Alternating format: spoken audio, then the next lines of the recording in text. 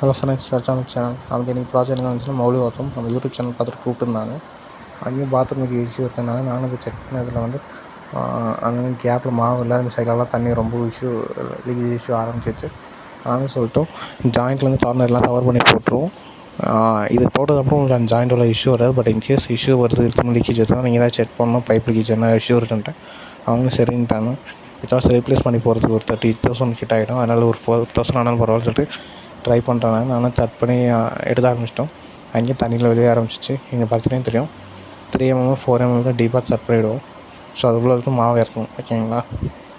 So இது வந்து ஒரு பாத்ரூம் வந்து 3000 வந்துடும். 35 ஸ்கொயர் ஃபீட்டுக்குள்ளே இருந்துச்சுன்னா. அதுக்கு மேலே இருந்துச்சுன்னா அதுக்கு தகுந்த மாதிரி எக்ஸஸ் ஆகும். ப்ளஸ் ஸ்லோப், உங்கள் கார்னர் ஃபுல்லாக ஸ்லோப் வைக்கணும்னா அதுக்கும் அமௌண்ட்டு 500 எக்ஸ்ட்ரா வாங்கணும். ஆனால் மெட்டீரியல் 1/2 kg 1 kg தேவைப்படும். ஓகேங்களா? ஸோ இப்போ வரைக்கும் எல்லா பாத்ரூமும் நாங்கள் ஸ்லோப் வச்சு தான் விட்டுறேன். ஆனால் ஒரே வேலையாக முடிச்சிடறோம். ஏன்னா உங்களுக்கு தண்ணி போச்சுனால ரிட்டன் வந்துடும். இந்தமாதிரி உங்களுக்கு பாத்ரூம் சென்னையில் வேறு என்ன லீக்கேஜ் இருந்தால் ப்ளீஸ் கால் பண்ணுங்கள், இல்லை ரெஃபர் பண்ணுங்கள். இப்போதைக்கு சென்னையில் மட்டும் தான் ஒர்க் பண்ணிகிட்டு இருக்கோம். தேங்க்ஸ் ஃபார் வாட்சிங் த வீடியோ.